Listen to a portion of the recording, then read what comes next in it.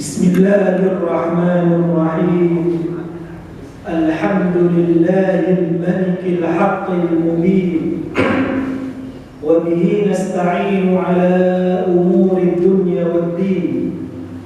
Wassalatu wassalamu ala habibina al-Mustafa Sayyidina wa maulana Muhammadin Taha al-Amin wa ala alihi at-tayyibin at-tahirin wa sahabatihi al-mayamin ghurril muhajjalin wa man tabi'ahum bi ihsanin ila yaumiddin.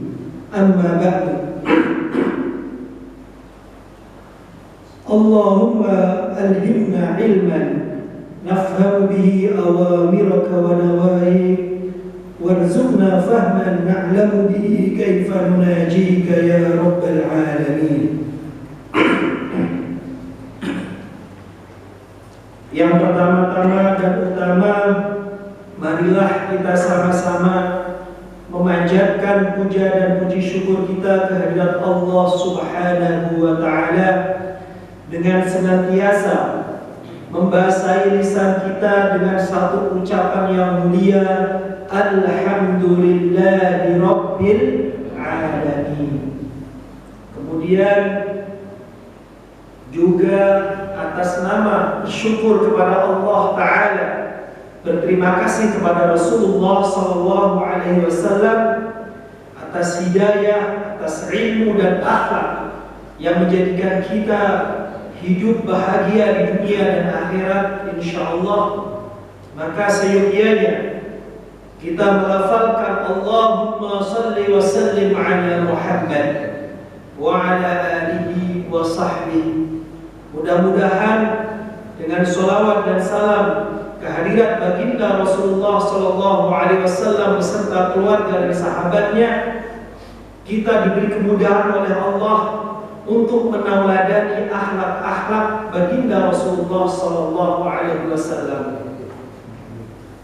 Bapak Ibu yang dirahmati oleh Allah Subhanahu Wa Taala, pada kesempatan kali ini kita masuk pada kajian hadis Sahih Al-Bukhari, di mana pada bab ini kita masuk kepada bab tentang Rasulullah Sallallahu Alaihi Wasallam. Salah satu hal yang paling penting bagi keimanan kita yaitu kita mengenal Rasulullah Sallallahu Alaihi Wasallam. Rasulullah Sallallahu Alaihi Wasallam adalah manusia biasa. Namun oleh Allah Subhanahu wa Ta'ala, Allah anugerahi satu amanah yang namanya wahyu. Allah anugerahi satu amanah yang namanya syariat. Atas dasar wahyu, atas dasar syariat ini, maka sosok manusia biasa ini menjadi seorang nabi dan Rasul. Karena mengemban wahyu dan amanah risalah langit ini, maka seorang nabi dan Rasul diutus untuk mengajarkan ajaran Allah Subhanahu wa Ta'ala.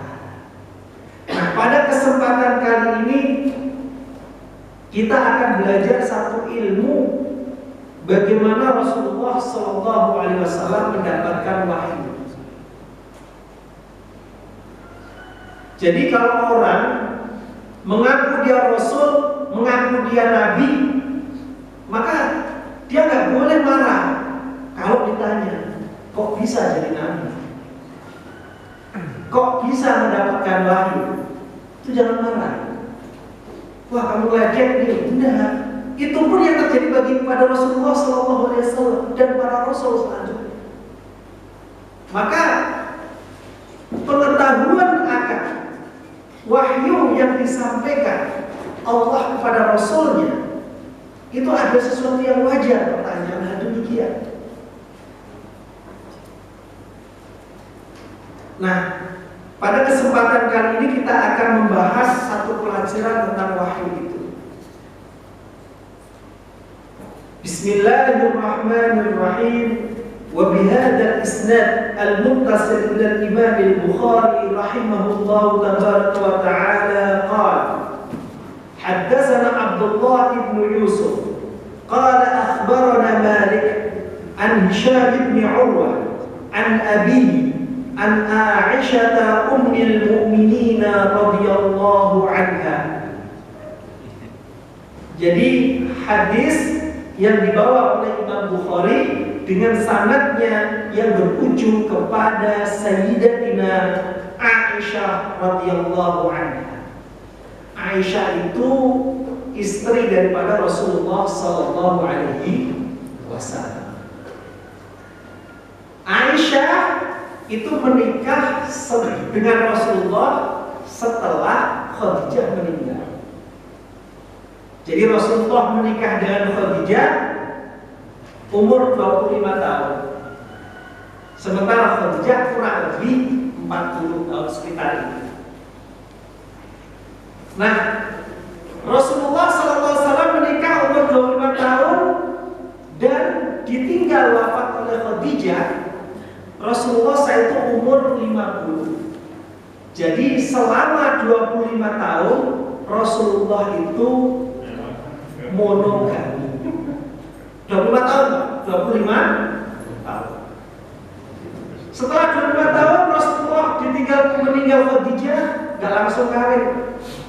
Lalu cerita berikutnya ditinggal oleh pamannya. Nanti disebut Amul Huzni, hari kesedihan. Masih berdakwah sampai kejadian Taif, Rasulullah dilempari, dihinakan di situ. Kemudian singkat cerita pulang ketemu saudaranya, seyukiannya, wahai ya Rasulullah, menikahlah. Secara Rasulullah menikah sama siapa? Menikah sama siapa? Kata saudaranya, Abikron am sayyiban, mau yang janda apa yang perawan? Rasulullah polos jawabannya. Kalau bikron itu siapa? Kalau sayyiban itu siapa? Jadi kalau tawarin nikah, kita mau iya. Rasulullah enggak. Biasa saja gitu. Akhirnya si saudarinya ini datang ke Abu Bakar. Karena yang paling kasar banget dia adalah Abu Bakar. Kenapa? Karena sering sama Rasulullah. Jadi idenya langsung dia tahu ya Abu Bakar. Abu Bakar, singkat cerita, masa Rasulullah malu? Nah, tergantung kamunya gimana. Kalau aku sih oke, senang dengan kehormatan. Tapi anakku masih 9 tahun ini, harus ada masa jeda. Oh gitu. Tapi tidak apa-apa, yang penting kamu oke. Nah, terus kata saudaranya ini, mau tujuan saya Rasulullah menyarankan untuk menikah lagi itu supaya nemenin kok. Malah dikasih masa jeda, ke 9 tahun nggak bisa berkumpul kok. Akhirnya si saudaranya Rasulullah ini itu ke wanita lain. Nah, wanita lain itu siapa? Dia melihat ada sosok perempuan yang sangat khidmah kepada orang tuanya. Sementara dia masih juga punya anak banyak. Berarti kalau orang suka khidmah sama orang tua, bagi perempuannya itu berarti wanita solehah. Berarti gitu singkat cerita. Akhirnya ketemulah Saudah. Banyak lebih tua dari Rasulullah Saudah. Akhirnya dua-duanya diajukan ke Rasulullah. Masa sih? Rasul masih begitu. Nah, singkat cerita, Rasulullah melihat bahwa Saudah ini suaminya itu meninggal karena ikut membela Rasulullah. Akhirnya menikah sama Saudah. Nah, di sini terjadi perdebatan antara ahli riwayat. Nikahnya itu sama Aisyah duluan atau sama Saudah? Gitu loh. Karena dua-duanya jalan, dua-duanya ini si saudaranya Majnun ini. Gitu. Nah, jadi ada dua perdebatan, Saudah dulu apa Aisyah dulu.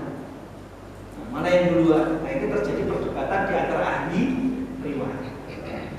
Nah, yang jelas untuk ngumpul bareng itu sama Saudah. Karena Rasulullah harus masa jeda 3 tahun. Jadi ketika Rasulullah 50 tahun, 51 sama Saudah, berarti baru 53 itu sama Aisyah. Dan seterusnya Rasulullah meninggal umur 63. Nah, di sini terjadi perdebatan di antara para ahli fikih ulama. Dasar dari pernikahan itu apa? Poligami ataukah monogami? Kelompok A bilang monogami. Nah, kok bisa? Iya, karena itu paling lama, 24 tahun, ya kan? Tapi ada yang bilang enggak, dasar nikah itu poligami. Kenapa? Karena hukum yang diambil adalah hukum yang paling akhir. Perdebatan. Disitulah walaupun berpoligami dan seterusnya, banyak riwayat menyatakan Rasulullah itu sangat rindu dengan Khadijah. Selalu dalam minggunya itu sampai Aisyah mengatakan, aku nggak pernah cemburu sama istri Rasulullah yang lain. Saya hanya cemburu sama Khadijah. Padahal aku nikah sama Rasulullah, Khadijah itu sudah meninggal wafat berapa tahun. Itu artinya bahwa yang namanya kebaikan itu akan selalu dikenang. Bahkan di Sahih Bukhari diceritakan Rasulullah itu ketika ingat sama Khadijah dan Rasulullah punya rezeki, Rasul itu nyembelih kambing. Kemudian kambing ini dibagikan kepada sahabat atau yang pernah kenal sama Khadijah. Nanti yang pernah itu, ya Khadijah itu orang baik, orang ini gitu ya. Itu Sahih Bukhari ada hadis.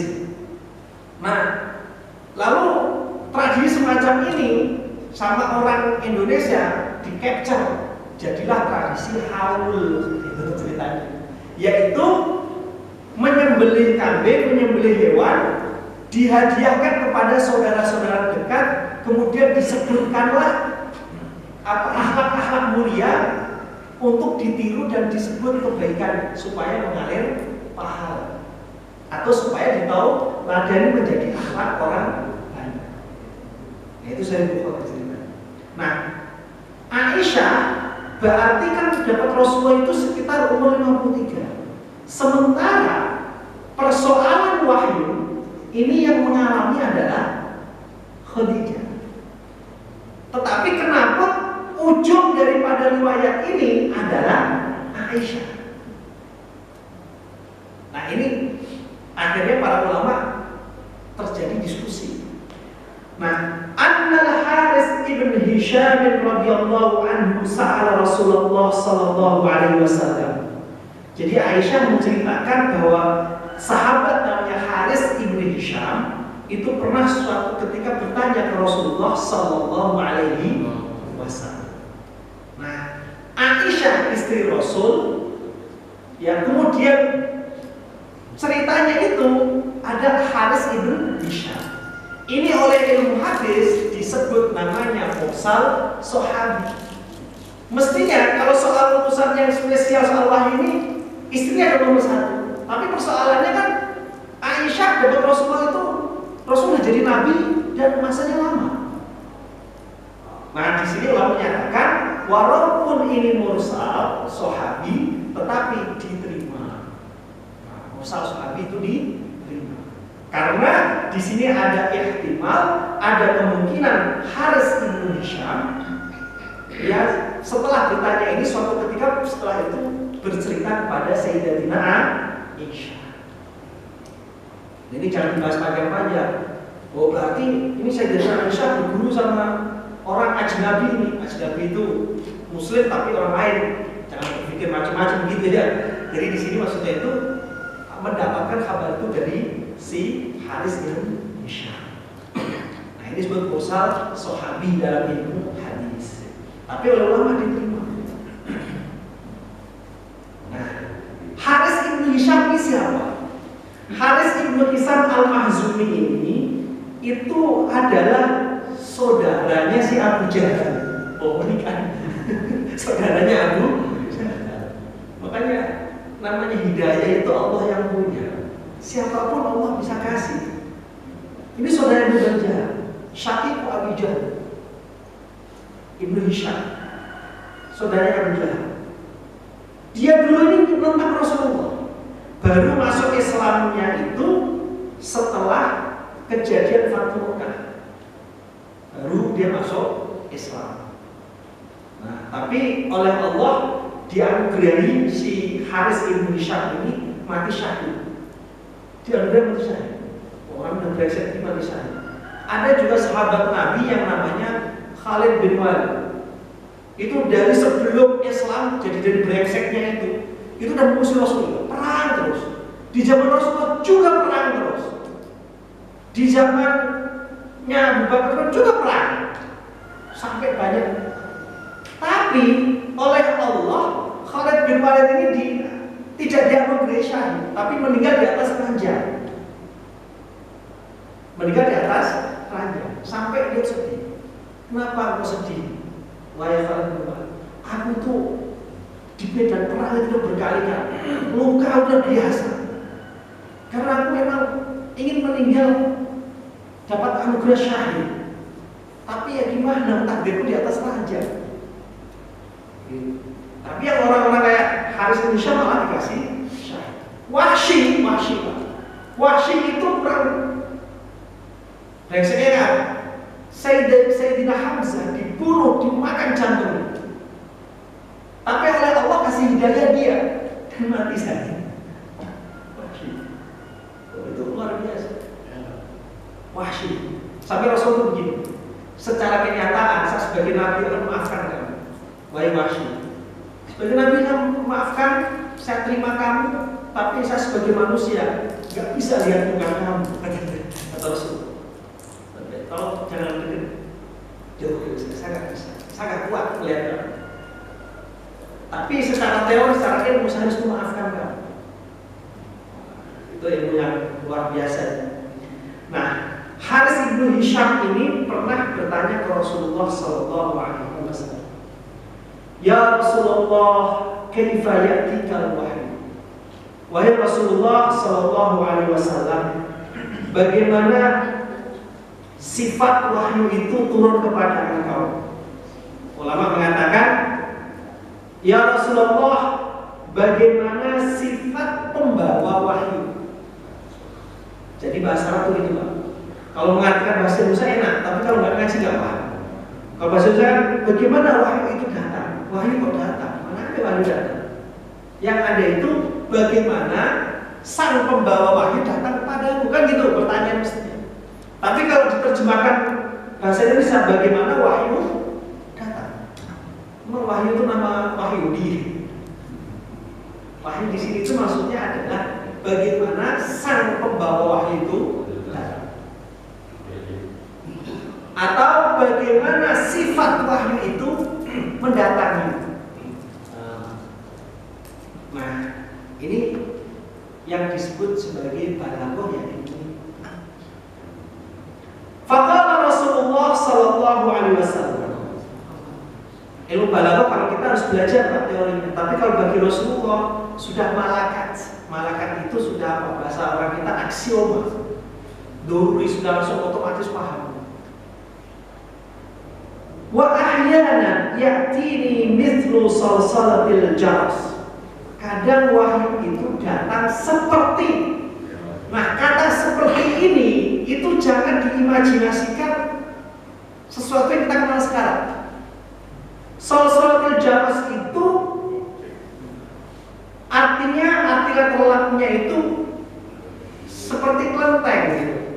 Tapi jangan kelenteng kayak kelentengnya tempat Konghucu itu, jangan. Jangan juga tafsir kelenteng seperti kelentengnya kuda, kelenteng, jangan juga. Makanya ulama di sini mengartikannya hati-hati banget. Pokoknya itu seperti benturan besi. Bingung kan? Belum lagi kata mislu, seperti. Nah, kata seperti ini jangan diimajinasikan seperti itu.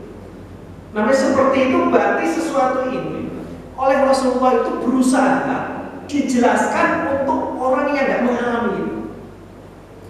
Seperti saya nikah dan nikah pengantin baru 3 bulan dan pengantin baru ada santri datang ke saya, Ustaz, gimana rasanya nikah? Sekali ini belum nikah, pasti saya akan menceritakan seperti itu.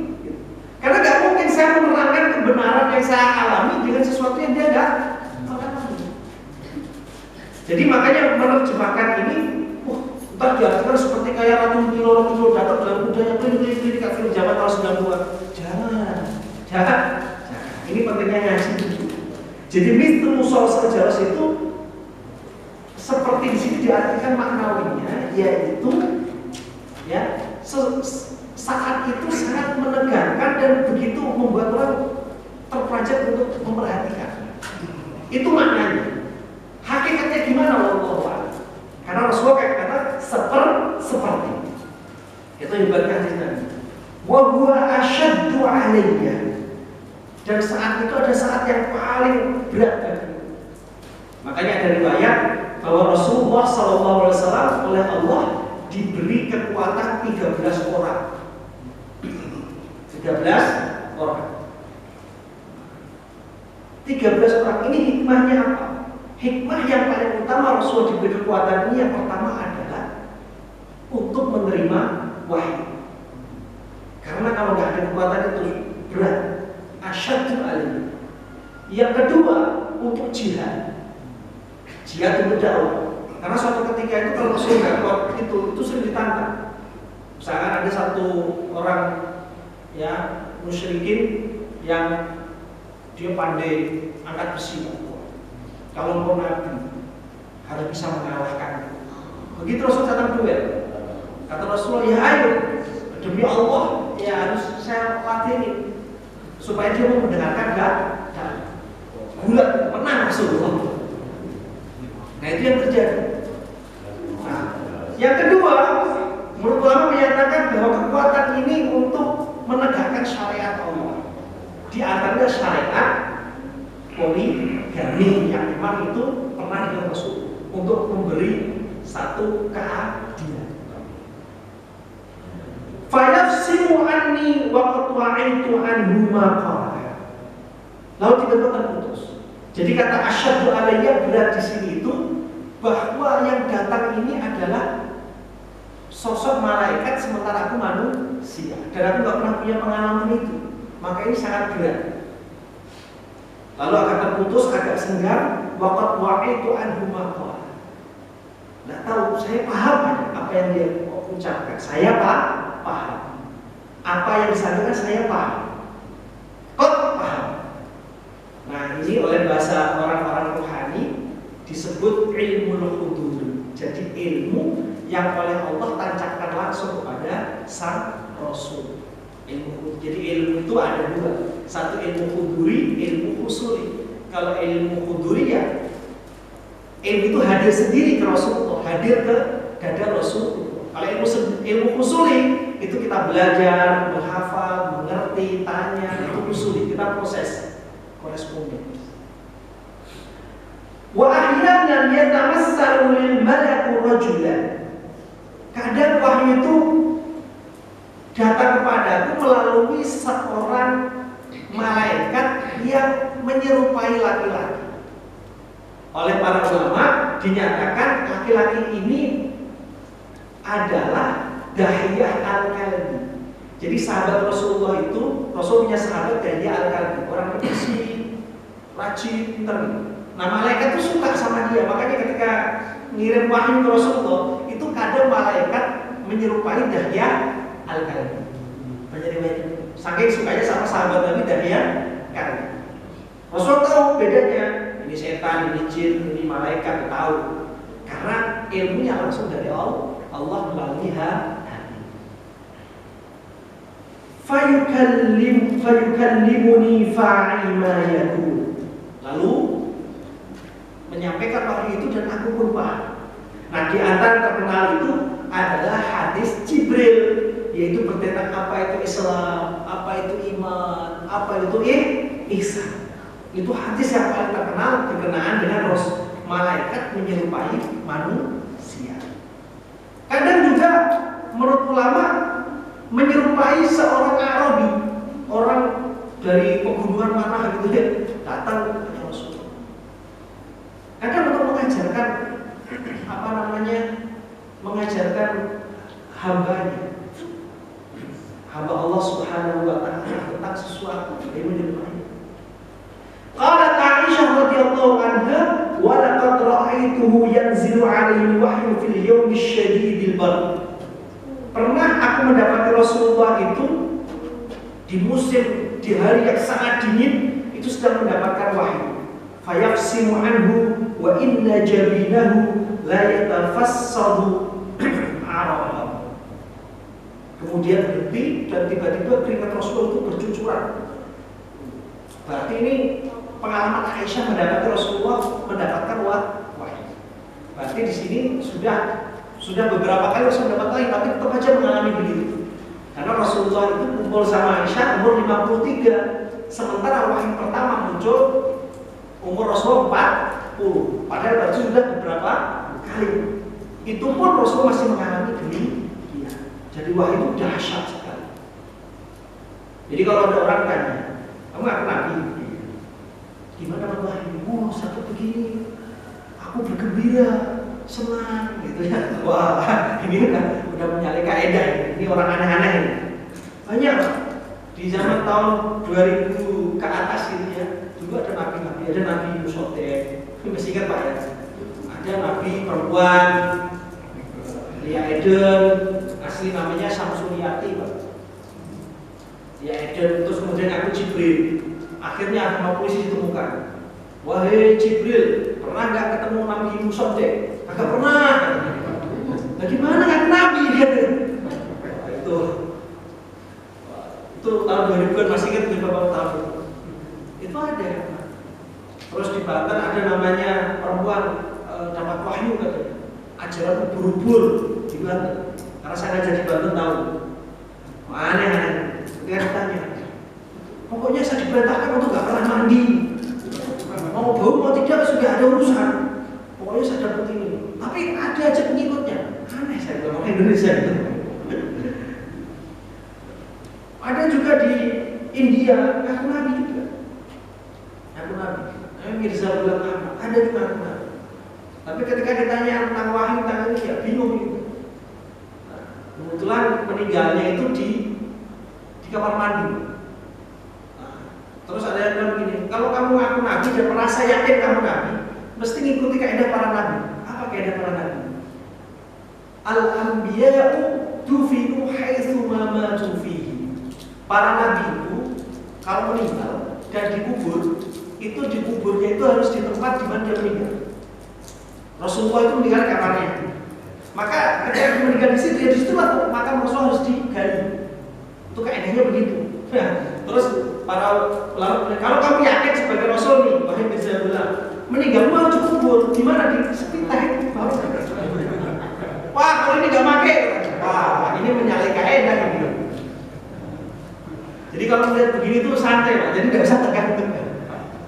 Iya, kalau dia yakin sebagai nabi, mesti ngikutin tradisi para nabi sebelumnya. Karena nabi sebelumnya adalah ketika meninggal ya disitulah dikuburnya. Lah kalau meninggal di kamar mandi, pleset atau apa kamar mandi, ya di situ dia. Dan di situ menjadi tempat sucinya untuk diziarahi, kan begitu. Tidak mau dia. Alasannya wasiatnya nggak di situ ya. Ini udah lain dari yang lain, ini nabi modern ini. Seperti itu. Jadi hadis ini itu menguatkan daripada firman Allah Subhanahu wa taala, "Wa ma kana li basharin ay yukallimahu Allahu illa wahya."